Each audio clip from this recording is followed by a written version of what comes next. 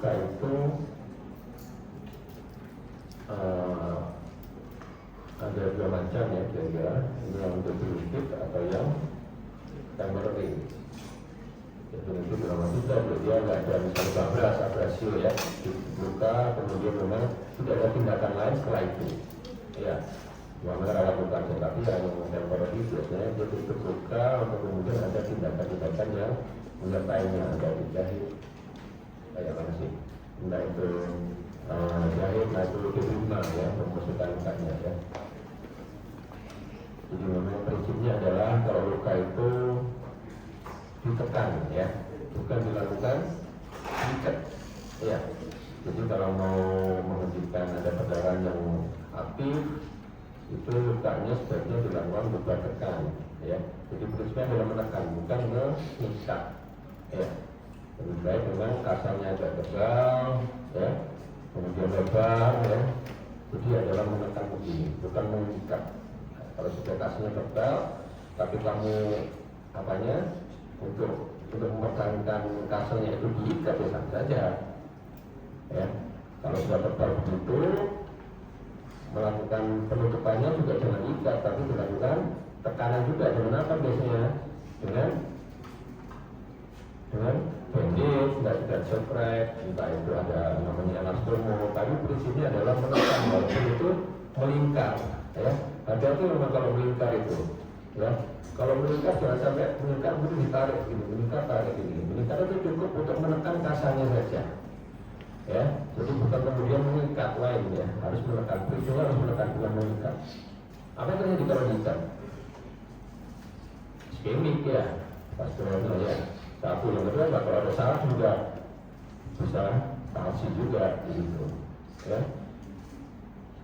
Mobilisasi yang dicapai melalui pembuatan besar parsial ya, batas atas beberapa bagian, beberapa pergerakan akan terjadi gerakan pada organ tersebut ya. Ini seperti ini lukanya ya, dibungkus kasar boleh, dilakukan bandaging boleh dengan termotrop atau elektromodatif, tapi tadi prinsipnya adalah menekan, bukan mengikat. Kalau misalnya ada tulang yang tampak keluar itu gimana? Ada bibit dia kan, tulangnya tipis sekali dengan kulit. Kalau ada fraktur atau ada luka pasti keluar ke tulangnya. Kira-kira gimana tulangnya? Dimasukkan dulu apa enggak? Jadi diapain? Kalau diapain diapakan. Tulangnya keluar begitu dulu gimana kira-kira? Ditutup dalam posisi gitu aja. Iya. Tulangnya keluar dari komunitas, tulangnya muncul itu kira-kira gimana? Kalian boleh melakukan apa namanya? Realignment saja ya. Begitu. Datang dengan posisi ya. Posisi angulasi misalnya, bengkok itu misalnya, apa dilakukan bandage dengan posisi seperti itu? Dengan posisi deformitas angulasi seperti itu, enggak toh? Lah kamu melakukan realignment. Realignment itu diluruskan saja. Tadi angulasi begini diluruskan saja. Ya. Realignment saja, lurus saja. Walaupun itu tidak reposisi, prinsipnya tidak mereposisi, reposisinya kembali ke bentuk semua. Tapi ini melakukan realignment saja, diluruskan saja, kemudian melakukan pemasangan bandage. Kamu bisa melakukan pelurusan saja dengan melakukan tarikan pada dengan baik.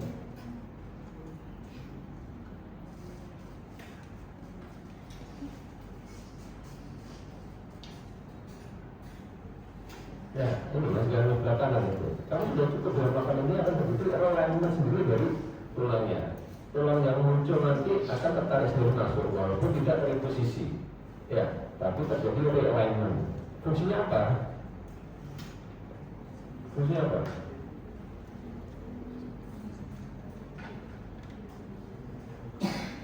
Fungsinya adalah apabila ada kinking, apa kinking itu? Lekuk ya. Dari vaskuler, dari saraf itu akan kembali ke bentuk semula, dan lurus lagi. Biasanya pasien dengan kondisi datang kondisi ada deformitas berat, angulasinya misalnya 90%, kruris misalnya. Kadang kita melakukan pemeriksaan awal, ABCD-nya, secondary survey-nya, pulsasinya nggak teraba. Oh ini antara dingin, dorsalis perisnya nggak teraba, tibialis posterior nggak teraba. Ya karena posisi dari tungkai yang mengalami deformitas tadi angulasi kita ini kalau melakukan realignment, diluruskan posisinya, kadang malah beragam muncul frustasinya, akhirnya jadi anak. Itu fungsi satu yang itu. Yang kedua, kalau ada saraf yang atau di situ juga bisa terjadi palsi. Maka kalau bisa memang realignment sebisa mungkin. Tetap tidak bisa dipasang. Kalau sudah nggak bisa dipasang ya sudah. Tapi biasanya dengan melakukan traksi aja itu bisa terjadi realignment. Ya.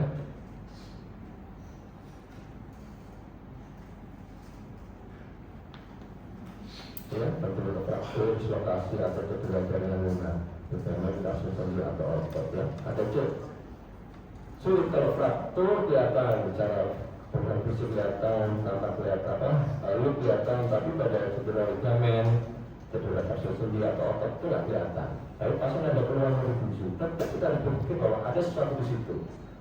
Karena nyeri adalah sign awal dari suatu kerusakan, baik itu benturan saja, baik itu sprain saja tertarik atau sprain robekan saja luka akan terjadi nyeri. Tetap harus awas pada situ ya.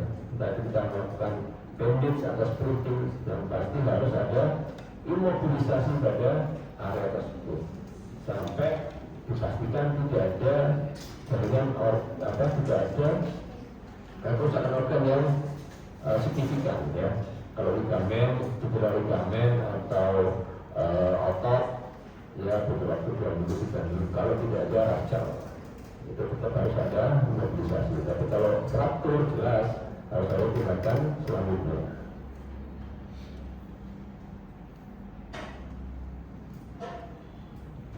Ini ya, sudah mulai rasa sakit, mulai dari sudut pada daerah trauma, ya, menggunakan transportasi. Kadang pasien-pasien ya pre-hospital treatmentnya harus bagus ya. Di Indonesia sih belum begitu bagus ya. Pre-hospital treatment itu pasien kecelakaan di jalan, kemudian manajemen pasien trauma di jalan, mulai dari pre-hospital sampai hospitalnya di Indonesia belum begitu bagus ya. Jadi pasien kecelakaan yang awalnya nggak ada cedera cervical, setelah dimobilisasi ke rumah sakit malah ada cedera cervical. Karena apa? Cara salah angkatnya gitu ya. Tidak ada menahan leher dan sebagainya, melakukan pasien dengan inline mobilisasi dan sebagainya, itu tidak ada ya. Jadi, tapi sekarang saya melihat ambulan-ambulan yang gratis yang disediakan oleh lembaga-lembaga swadaya masyarakat LSM atau Majid itu, sopirnya dan kru ambulannya itu sudah paham gitu, bagus mereka. Jadi waktu saya pernah naik motor mulai kecelakaan, saya berhenti, saya mobilisasi, nggak lama datang ambulannya. Saya bilang, saya dokter, Mas, terus sudah itu apa? Betul, ini ada bidaya, ada. Terus dia sikap dia itu sudah menyampaikan dia sudah terlatih ya, terlatih untuk penanganan pertama pada trauma. Sekarang sudah begitu menjadi lebih bagus lah.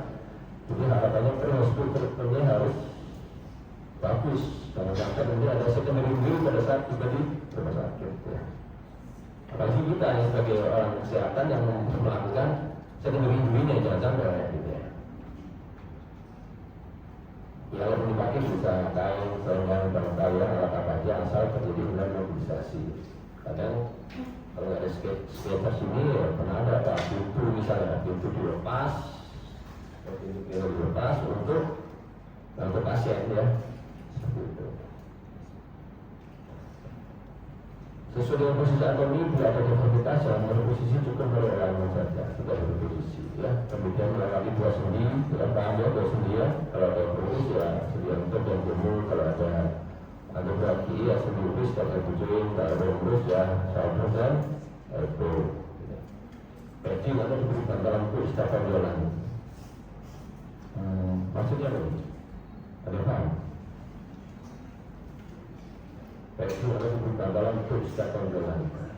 Jadi pertama pasien-pasien yang kurus ya, tonjolan-tonjolan pada pulang, jangan kira-kira yang nonton dan potensi untuk terjadi stress ulcer. Ini lah kira-kira di ankle ya, di ankle, di perhantar, tahu perhantar? Perhantar tahu? Perhantar femur ya. Kemudian di lutut ya, di fibula, bisa dibantah, terutama di daerah-daerah yang terkait dengan organ vital, saraf. Gimana? Di head fibula ada saraf apa itu tadi untuk berfoot? Benar-benar saraf itu berjalan di head fibulanya. Kalau head fibula, cakram apa itu dekat dengan kulit.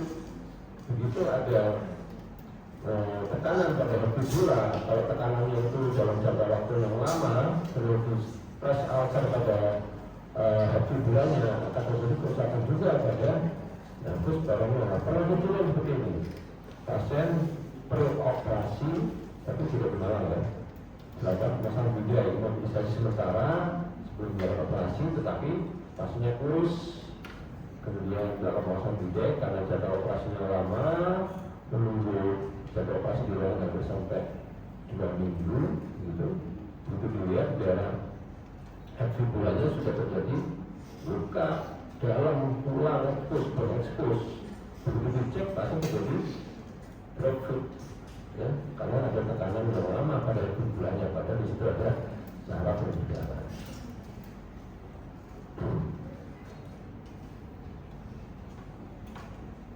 Ini yang pertama clavicula ya, yang paling sering ya terjadi terluka dari clavicula. Harus awas kalau ada faktor clavicula, kita harus berpikir bahwa dekat dengan organ apa di situ? Torak ya, ada memang foto ronsen yang kita minta dari orang torak sehingga tampak claviculanya fraktur. Itu kita juga bukan cuma melihat dari, bukan cuma meng-highlight dari claviculanya, tapi keseluruhan organ torak harus dilihat, terutama pasien-pasien multiple trauma ya, harus bersyukur harus ada bersyukur organ cedera bukan cuma di satu tempat tapi di tempat lain. Misalnya ada ada cedera kepala dan fraktur mulut ya, atas dan bawah ya, fraktur kepala, ada cedera kepala sedang, ada fraktur mulut. Kita harus berpikir bahwa di tengah-tengah itu ada organ juga, ada torak, ada abdomen. Kita harus awas bahwa torak dan abdomen harus kita periksa betul juga ya, karena tidak menutup kemungkinan bahwa organ yang ada di tengah ini terkena trauma juga ya, multiple trauma atau multiple injury. Bedanya multiple trauma dengan multiple fracture apa? Multiple trauma dan multiple fracture, ada tahu? Multiple trauma dan multiple fracture. Kalau multiple fracture apa? Nah, jangan aja yang fraktur elbow, fraktur ada kaki, femur, multiple trauma, bisa multiple fracture. Kalau multiple trauma, organ selain tulang, ada kepala, ada abdomen, ada torak, ada pelvis, ada fraktur juga ya. Jadi kita harus berpikir bahwa semua organ itu memungkinkan untuk terjadi trauma, terutama pada pasien-pasien motorcycle injury ya. Apalagi tadi ada trauma di atas dan trauma di bawah, kita harus berpikir organ ada di tengah juga harus kita periksa detail ya. Ini fraktur clavicula ya, ini fotonya foto torak ya, jadi kelihatan. Ini foto torak yang ideal, karena di sini di Indonesia foto torak itu nggak kelihatan claviculanya, jadi kita harus minta lagi foto shoulder atau foto clavicula untuk memastikan bahwa ada suatu claviculanya. Tapi dari pemeriksaan fisik pun harusnya sudah kelihatan, oh ini ada faktor claviculanya. Ada apa? Tanda-tanda faktor apa sih? Sudah belajar? Apa itu? Tanda pasti fraktur. Ada apa? Nanti baca lagi ya. Jadi untuk pertanyaan fisik kalau sudah jelas bahwa sudah ada faktor, baru kita nanti minta penunjangnya ya. Ini foto orang yang bagus sudah tanpa dua itu ya, clavicula dan dua shoulder joint-nya kelihatan ya. Kira-kira dioperasi nggak sih clavicula itu? Indikasi operasi enggak? Clavicula ini ada indikasi relatif, ada indikasi absolut ya, untuk operasi. Untuk clavicula kira-kira perlu operasi atau cukup dengan bandage saja, kira-kira bisa nyambung enggak? Di bandage saja harus bisa dengan ini juga.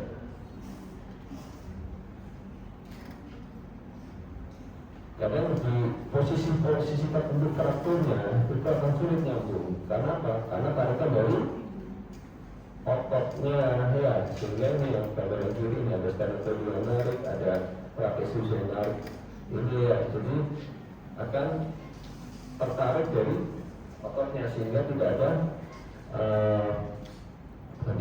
sehingga sulit untuk melakukan reposisi atau reduksi dengan tanpa dilakukan operasi. Tapi pada bagian tertentu, bagian yang lebih medial, tarikan otot sedikit di situ sehingga lebih mungkin untuk dilakukan non operatif treatment.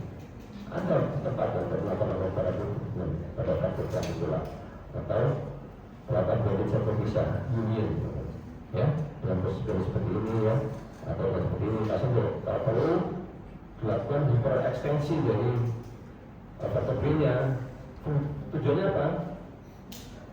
Sehingga otot-otot yang ada di sekitar clavicula tertarik, kemudian ada fungsi reduksi dari clavicula yang tersebut. Lalu baru dilakukan masalah bonded yang C atau D itu. Ya, pada pasien anak-anak pun kita sering tidak melakukan operasi dengan melakukan pemasangan bonded seperti ini dengan figuratif bonded atau melakukan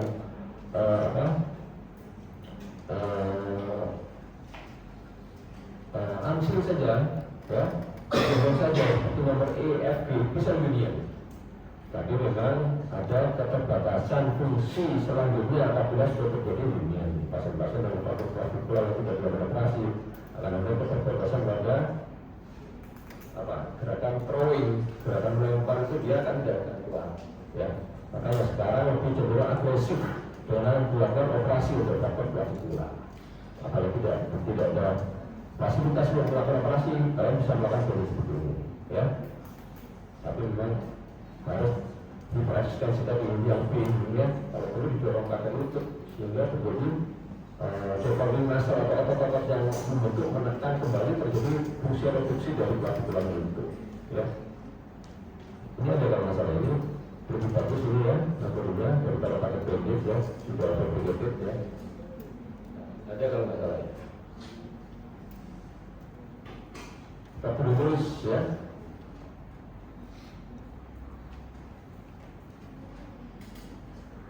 Apa yang perlu diperhatikan pada praktik industri kira-kira? Harus kita cek juga apa? Nervus radialis, ya.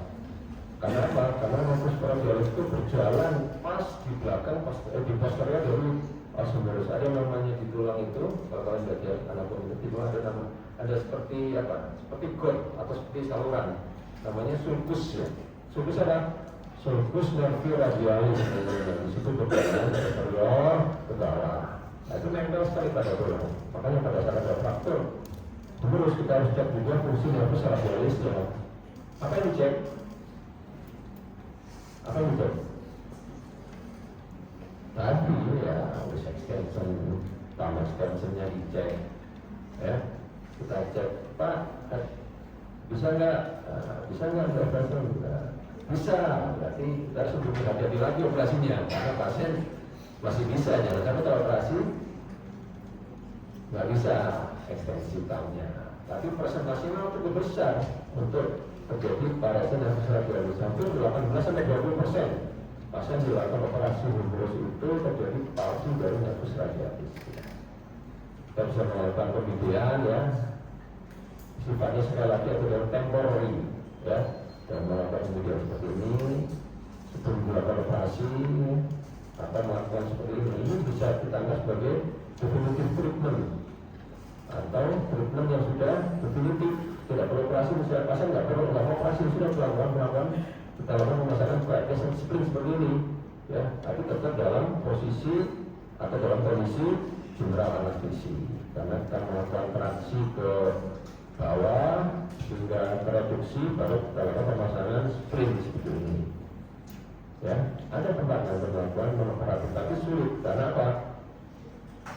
Karena adalah single point seperti femur dan humerus, itu sulit untuk melakukan, sulit untuk terjadi ada posisi yang bagus pada terapi yang non operatif. Kalau tulang-tulang seperti tibia, fibula, dan radius ulnar lebih memungkinkan untuk dilakukan terapi non operatif. Karena apa? Karena ada satu tulang yang men-split tulang yang lain, satu tulang yang men-splitting atau sebagai penahan tulang yang lain, sehingga lebih mungkin untuk dilakukan non operatif tibia, fibula, atau radius ulnar. Tapi pada silikon sebagai femur dan terus agak sulit karena tidak ada split dari tulang satu terhadap tulang yang lain. Ya. Jadi memang tindakannya adalah operatif. Kalau operatif juga sama ya.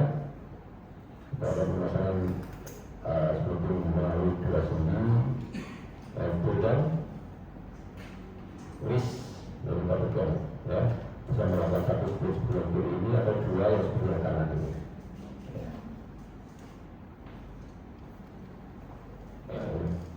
Dengan dipegang seperti ini itu sudah melakukan realignment ya, dipegang realignment. Apa yang perlu diperhatikan setelah melakukan pemasangan spin? Apa yang perlu diperhatikan setelah pemasangan bidai? Apa?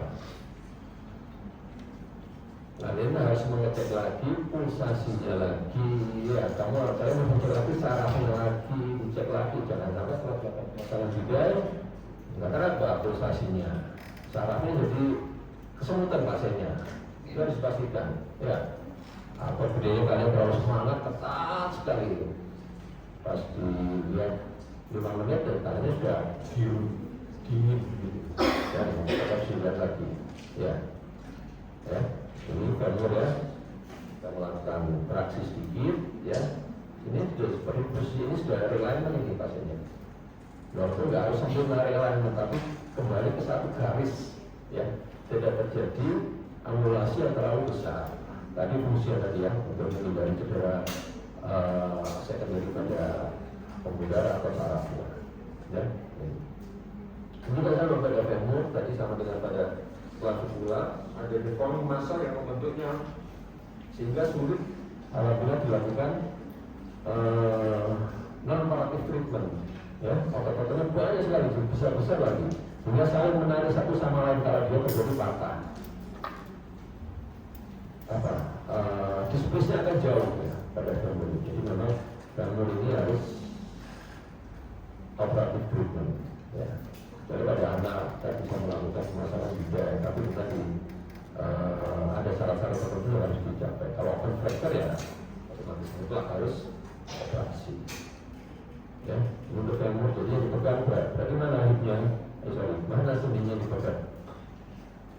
Hip joint dan knee joint ya. Tapi ini kalau dipegang sama ankle, berarti faktor femur dan faktor tibia yang ditanya gambarnya ini. Jadi femur aja kita pegang sama hip joint dan knee joint ya. Untuk faktor tibia ya. Jadi faktor isolated fracture itu faktor yang terjadi satu sisi dibanding satu sisi lain tidak terjadi faktor ya. Seperti ini cuma faktor tibia saja ya, atau kalau rumah saja radius saja. Sudah belajar faktor belum? Kuliah faktor belum? Sudah? Belum ada?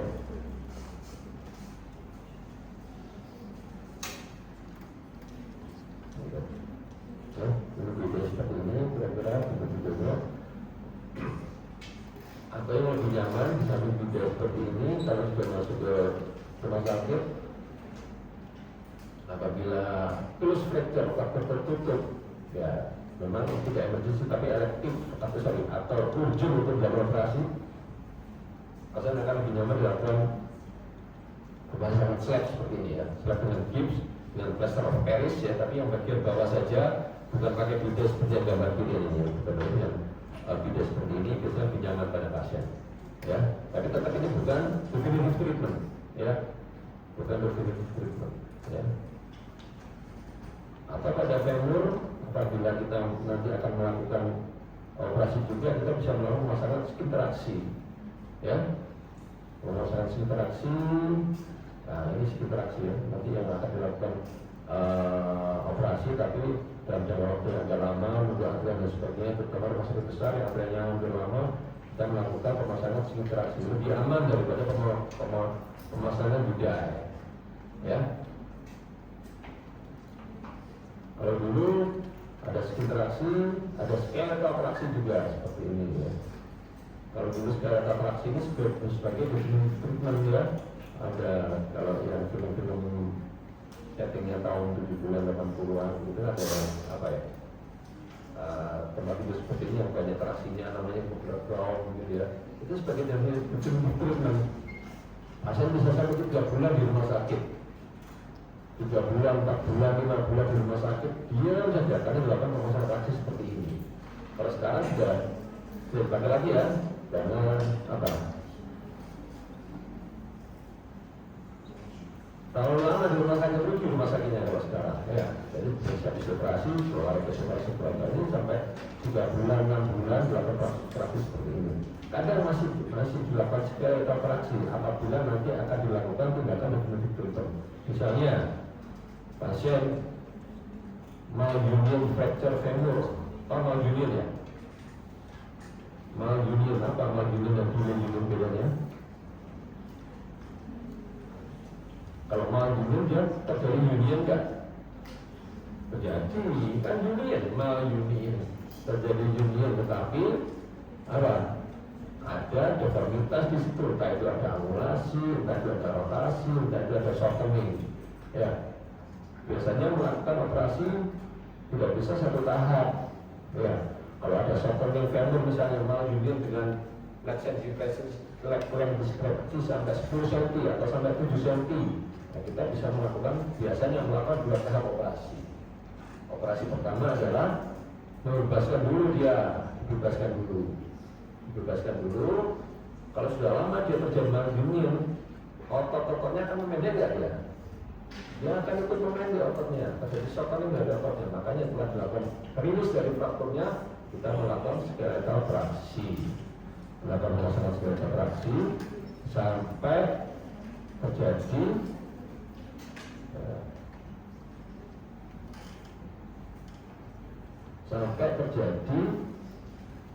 diskrepansi yang lebih minimal ya.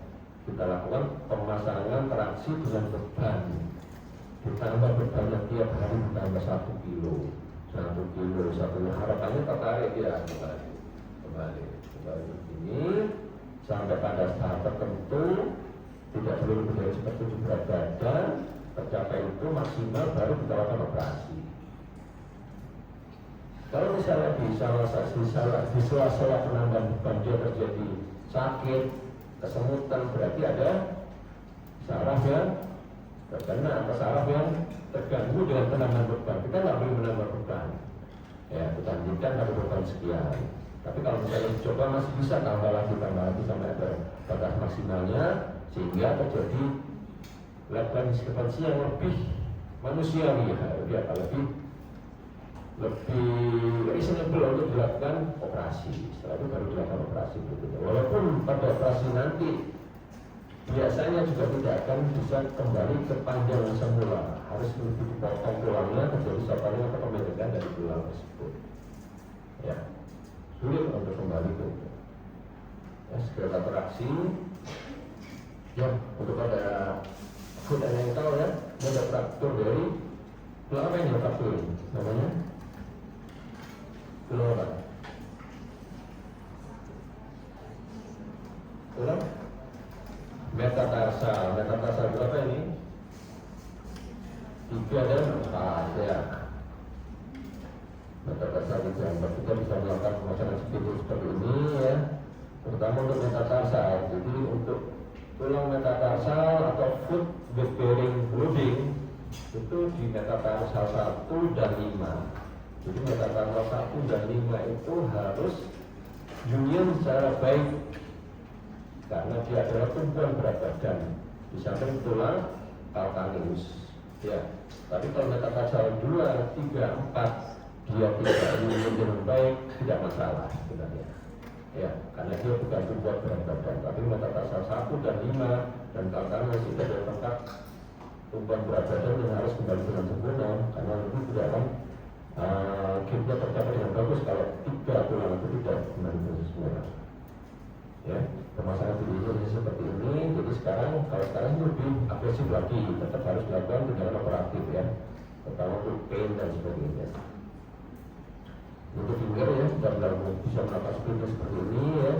Kalau memang tidak ada deformitas, tidak ada open fracture, pasien tidak mau dilakukan operasi, ya kita lakukan finger seperti ini dengan splinter terhadap jari sebelahnya ya. 6 sampai 4 sampai 6 minggu ya biasanya sudah dingin ya. Untuk transportasi apa gunanya harus bagus posisinya, ada leher yang menyangganya, kemudian dilakukan pemasangan half collar brace kalau ada ya. Untuk penggunaannya ya, ada pertanyaan? Belum beralih ke pemeriksaan fisik kita prakteknya. Kita minum ya.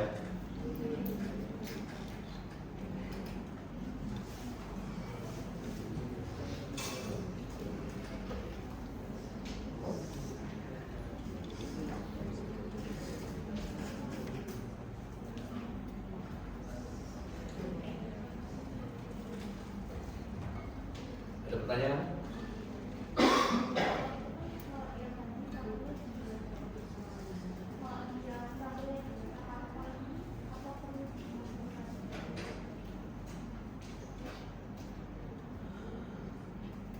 Waktu di metakarpal sama mobilisasi.